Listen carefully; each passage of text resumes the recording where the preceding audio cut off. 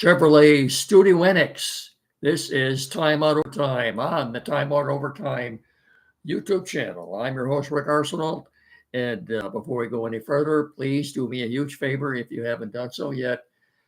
Get down there in that corner and smash that like and subscribe button. Okay? That's something very relevant here. Thank you. Uh, we'll talk briefly about the Tigers, really the team in Major League Baseball right now. Which is getting all the attention, are the Chicago White Sox, and for all the wrong reasons. So we'll get to that. And Lions had a much better day today at this joint practice in New Jersey than they did yesterday. We'll get to all that in just a second. But first, let's do this. Time Out Overtime is sponsored in part by Frank Beck Chevrolet and M99 between Hillsdale and Jonesville. If it's time for a new-to-you vehicle, let the sales professionals at Beck's help you choose the right vehicle, new or pre-owned. Beck's has the top selection in the tri-state area with over 200 vehicles in stock. Stop by and see for yourself, and when you're ready, ask for Russ McMorty, Chris Hodis, Danny Smith, Adam Schaefer, Blake Bryant, Cameron Mincio, Bob Flynn, or Peyton Lucas. And when it comes time to service that new-to-you vehicle, the service pros at Beck's can fix it. Any make, any model, foreign or domestic, Beck's can fix it. And if you have a bit of a crunch or fender bender, Beck's Body Shop can put it back together looking just as good as new. So for all your automotive needs, look no further than Frank Beck Chevrolet on M99 between Hillsdale and Jonesville at 517-849-2886 or on the web at frankbeckchevy.com. Come and experience the Frank Beck difference. Chevrolet. Together, let's drive. And in just a few minutes, I will be reminding you, as I have been a lot lately, of a very special event which will be transpiring at Frank Beck Chevrolet on Saturday, September the 14th. If you haven't done so yet, once we're done here, make sure you go to your calendar or put it on your phone or whatever and mark down or circle, whatever you have to do, Saturday, September the 14th at Frank Beck Chevrolet between 10 and 2, a very special day out there as we honor our area's first responders.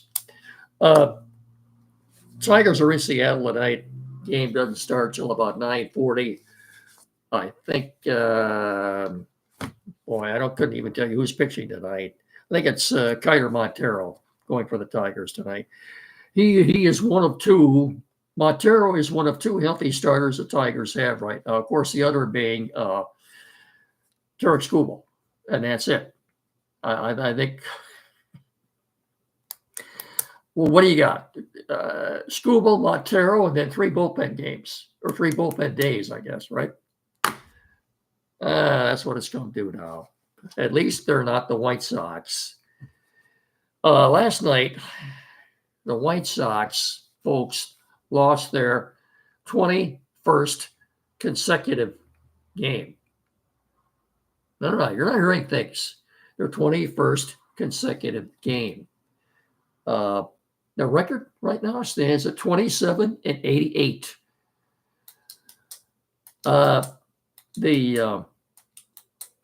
New York Mets, 1962 New York Mets, have the modern day dubious distinction of having the worst season record ever. And that was the first year that they went from playing 154 games to 162 games because of expansion. They had two new teams, so they had to play 8 extra games for the season.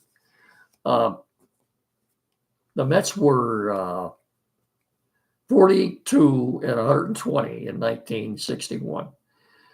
White Sox are threatening that, and they could very well. I mean, we're into August. And they haven't even won 30 games yet. If you're wondering what the record is, it's 23. Now, the American League record, they've just tied that. The 1988 Baltimore Orioles opened the season. You imagine this. The manager was Frank Robinson, Hall of Fame Frank Robinson.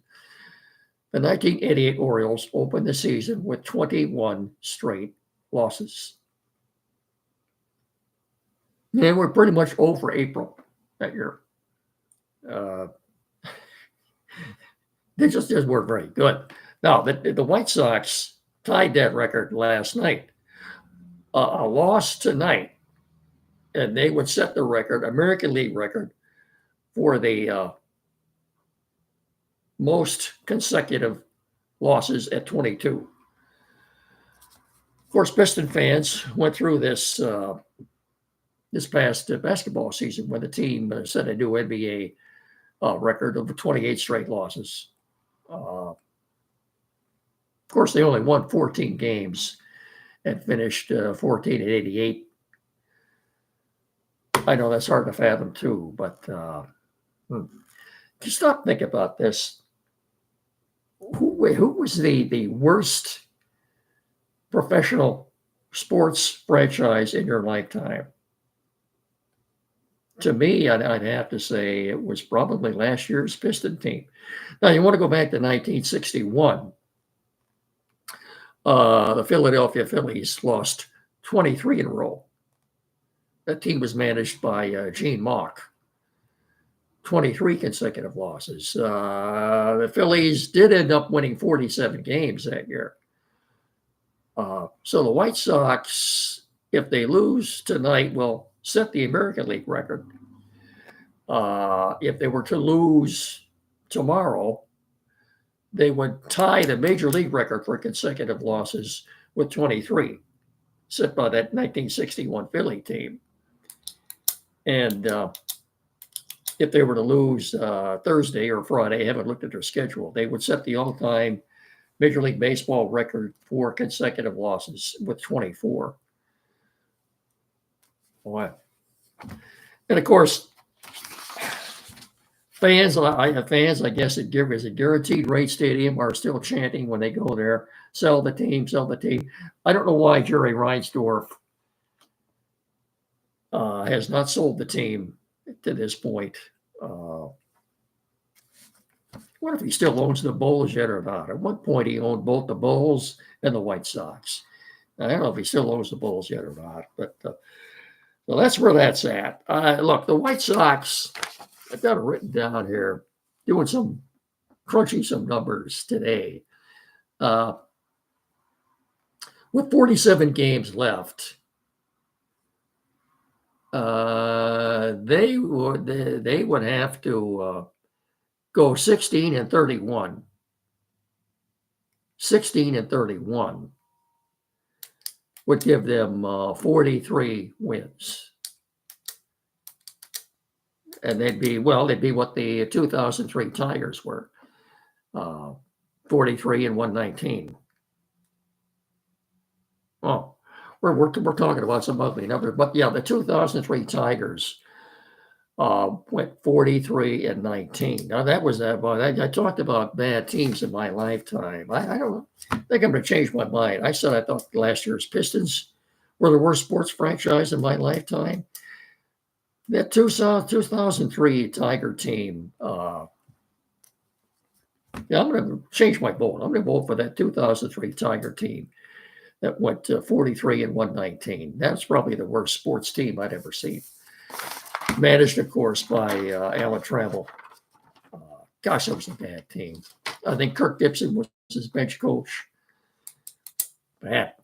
Let me take a drink of water here, and we'll talk about this special event coming up. Hang on just a second.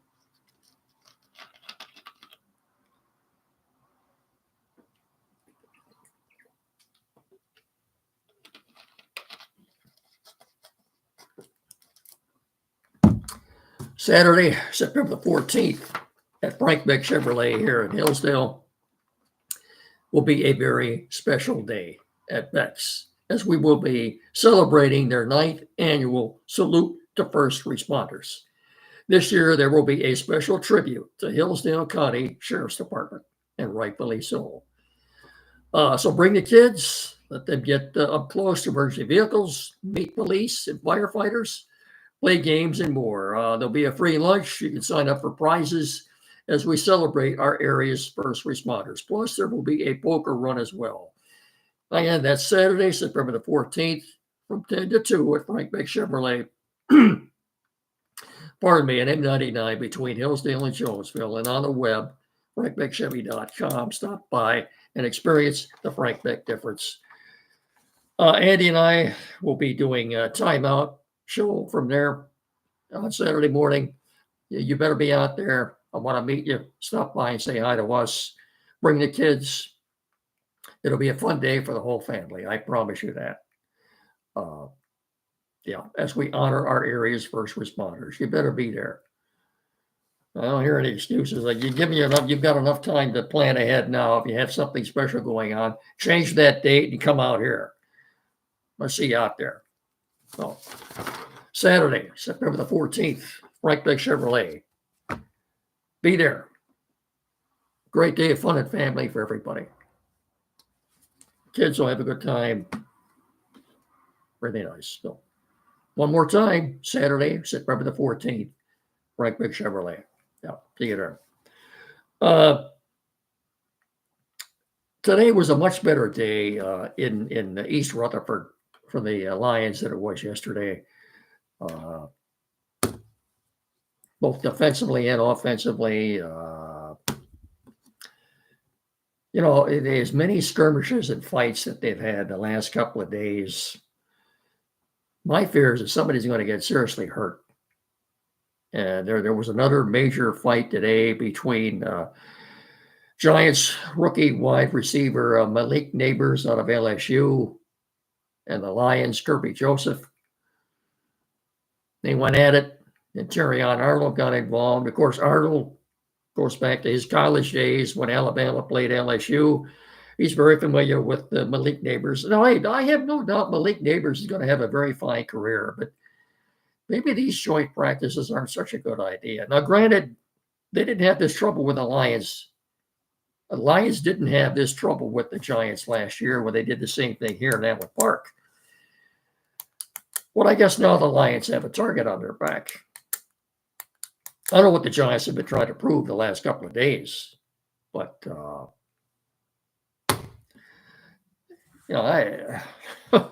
like I said, maybe these joint practices aren't such a good idea after all. But it was a much better day for the Lions, both on offense and defense. There's something one of the New York writers. I can find the fella's name here. I'll give it to you.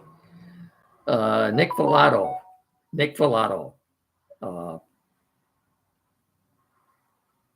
What a writer for one of the New York newspapers.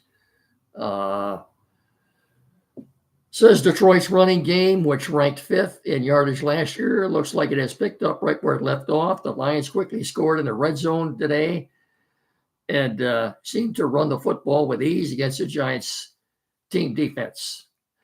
On Monday, Jamison Williams found the end zone at least twice, and Coach Dan Campbell was encouraged by his performance. We have high standards, but it was good to see. It was definitely good to see, Campbell said. Tuesday, he had another nifty play where the Lions got him in space. Thanks to some pre-snap motion. Perhaps most importantly, the Lions were able to take care of the ball. They didn't turn it over at all today. The Lions didn't turn the ball over a single time during team reps in practice today. However, more kicking struggles. This is not an observation from the Giants' point of view, but it's certainly worth including here, he says. For Colton Pouncey, who covers the Lions for The Athletic, Jake Bates went 6 for 9 today, although 2 of those misses were from 50 yards. Look, to me, I'm stunned almost that the Lions haven't brought in at least one more kicker to compete with him. Now, I remember the Lions having just one kicker in camp at all. And I don't know. I'm rather puzzled why they haven't gone out. I don't care who you get. Bring in at least one other kicker to compete with him. There was a consensus or possibility. We were hearing the name Riley Patterson after the Jaguars cut him again. But he was quickly picked up by the Washington Commanders. You can't tell me, let's adjust the camera here. You can't tell me the Lions can't find another kicker somewhere and bring him in and at least let him compete with Jake Bates. I've said this before, folks, too. This is very disconcerting to me. In probably the most anticipated season in Detroit Lion history, the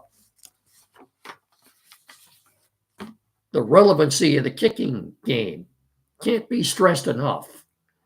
Okay? Wake up middle of the night, you're having a nightmare seeing Bates miss a 45-yard field goal on the last play of the game. I don't know. You got to remember, he had success in the UFL last year with the Michigan Panthers, but he's never kicked in an NFL game. No, he was kicking at Ford Field. Well, I think there's a big difference when you're kicking in front of 60 or 70,000 fans than it is kicking in front of, 5 or 6,000 fans? 10 at the most.